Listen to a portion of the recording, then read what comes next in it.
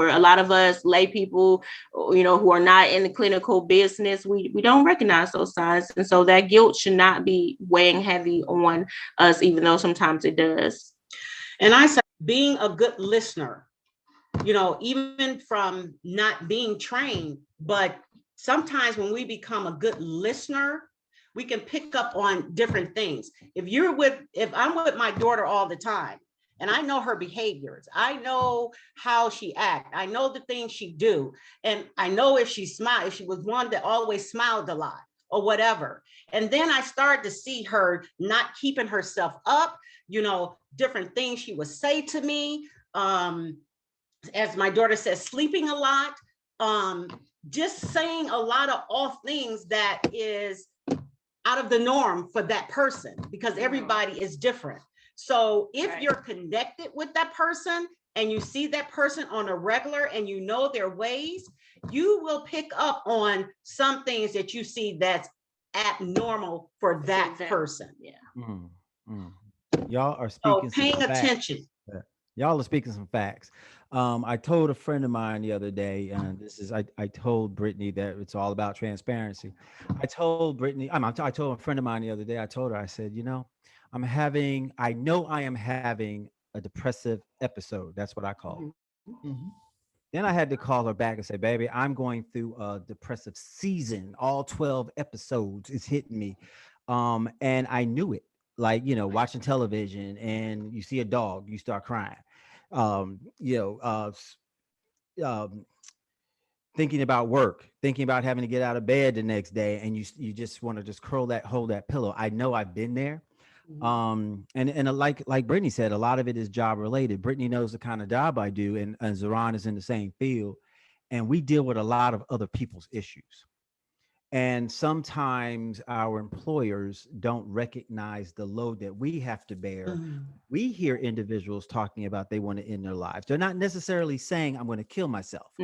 They are saying, I had one recently, she's saying that she prays that God takes her away because she can't deal with the burdens. So in this environment, we know it's real. I have a question, and this is something that Mr. Williams brought up about we don't want to hear the truth. And we start shooting a messenger. It really bothers me about what I call black on black crime.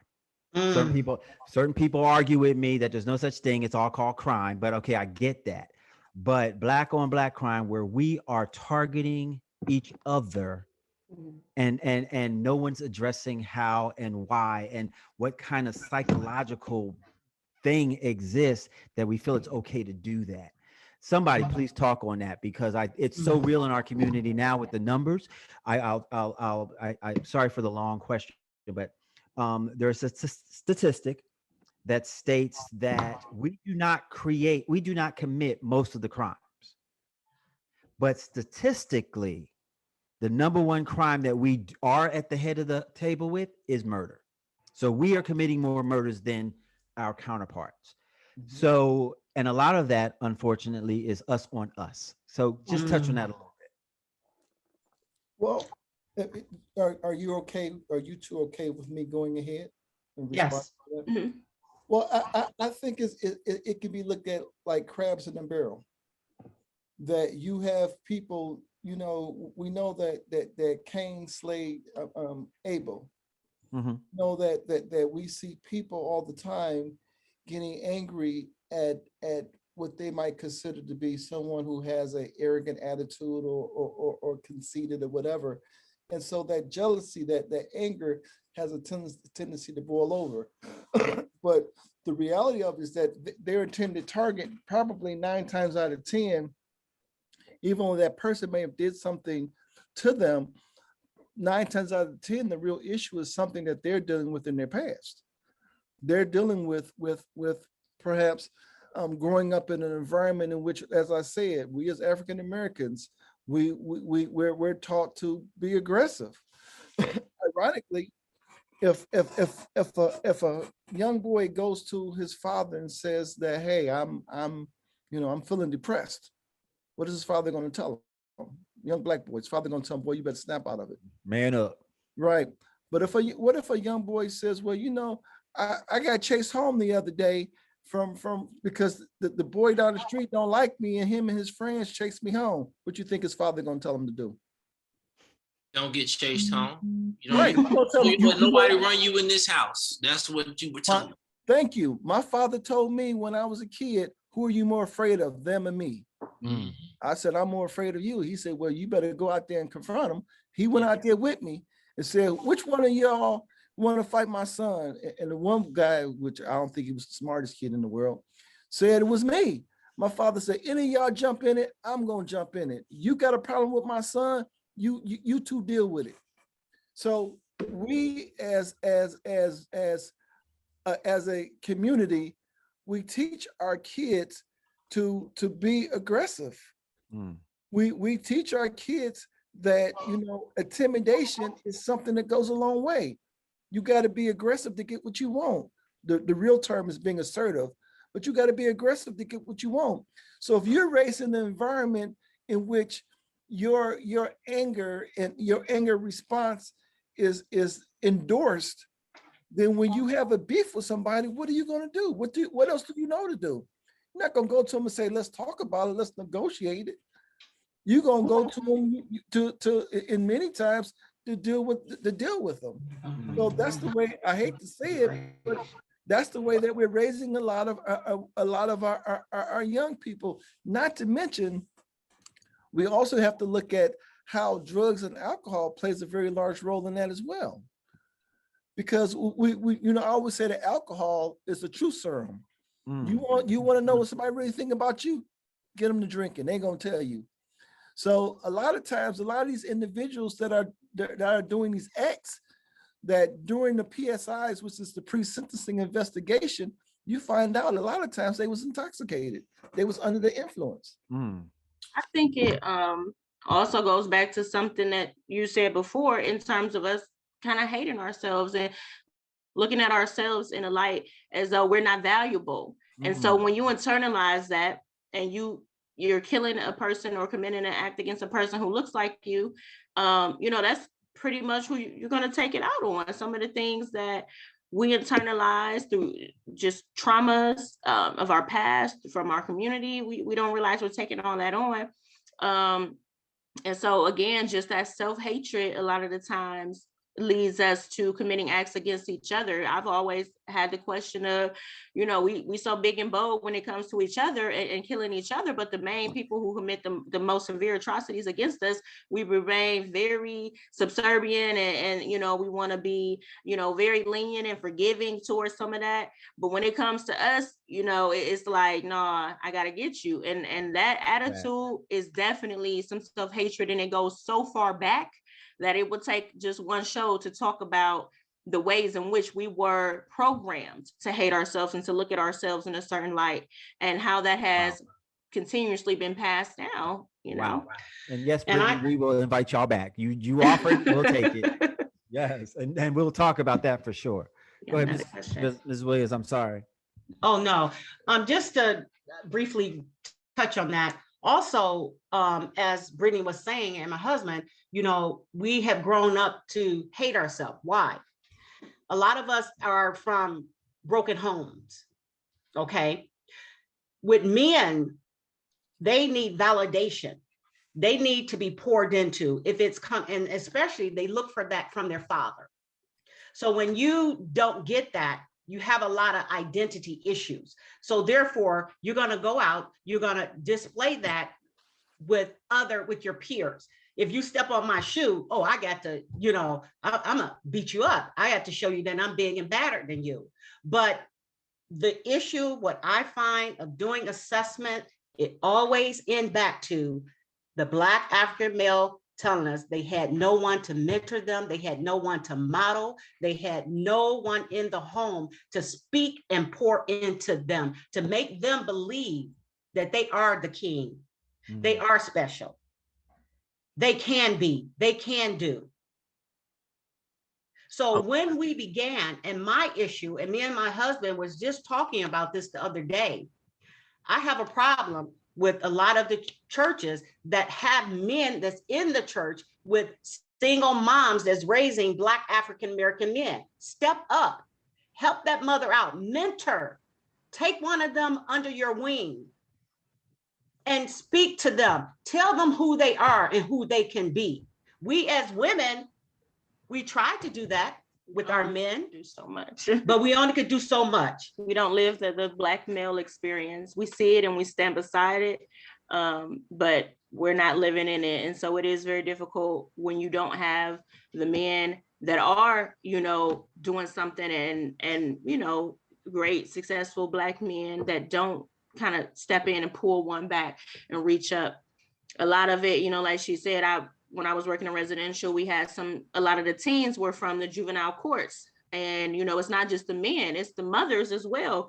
And that's, again, a whole other topic in our community. But, you know, he had so much anger. A lot of it was because, you know, his father wasn't there, but it was also because of the actions of his mother and, you know, her, you know, being with different men, just being out, just being very kind of, you know, loose or what have you. And his view towards women then changed. He became aggressive with women and girls. And so a lot of that, you know, it plays a role. So, I mean, it's us. We have to step up when it comes to our children, and they don't even have to be our children. You know, they all are children. When I see some kids, you know, doing something outside, I'm talking to them because, again, that's kind of where my range is. They mostly work with adults, but I've worked with teen and adolescents. So, you know, I see it, and it's very disheartening. But yeah, we have to first think that we're valuable enough to even be saved, to be cared for, to, you know, so yeah. And I look at it like a flower. You know, when you plant a flower, you know, it starts from a seed. When you water it, it starts to grow and take root. And then it grows into this beautiful, beautiful something, a flower or whatever. So that's where it starts from with our babies, from what my daughter have a passion for, where her area of strength, starting with the little ones, and then they can rise up in our community. And I bet you will see a difference. So I challenge, and I'm going to end on this, all of our African-American males in your community, go and get a young Black man, raise them up, mentor them, help these single mothers out, and especially in the church. I challenge you to do that. Wow. Very good. And if I can may say one thing, but we also, I think we have to take into account the different, the different forms of aggression. You know, not all aggression is the same. So when you have, you know, one of the things that you talk about, situational aggression is that you step on my toe and I'm going to punch you. That's a person who lacks skills. But if you have generational aggression, you were raised in that environment. You have predatory aggression. That's based on like a gang initiation. But the one thing that a lot of African Americans suffer from that is actually underdiagnosed is PTSD. And that's reactive aggression, because many times they react in ways that makes them look aggressive, but what they're trying to do is keep you from hurting them. So a lot of times, a lot of African Americans have witnessed a lot of these heinous crimes. So they don't want to get hurt. They don't want to be victimized. So they're going to do, a person who's frightened of you is going to do more damage than a person who's not frightened of you. Wow. Awesome stuff, man. That's real awesome stuff. One thing I just want to go ahead and give out the hotline for suicide, 1-800-273-8255. Also, you know, if you have a blood issue, you see a hematologist. If you have a skin issue, you see a dermatologist. And podiatrist issue, you see a foot doctor. Or if you have a foot problem, you see a podiatrist. Right. So for mental health, depression, substance abuse, Williams Counseling Service, apparently to me, they seem pretty solid. I just want to touch really quick, and I know we have to close shortly. And J.O., you can go ahead and take it. Controlling your aggression is a true definition of a king. That's how I was taught as a kid. You know what I'm saying? It's not about, you know, somebody do this, you got to respond to that. You are a king, young man. You dig what I'm saying? You're a king. You have to control your aggression. Regardless of what you want to do or what you don't want to do, you have to control your aggression. you are the captain of your own vessel. You dig what I'm saying? So I just wanted to close, with my point on that. I have so many other questions that I want to get into with you Tons.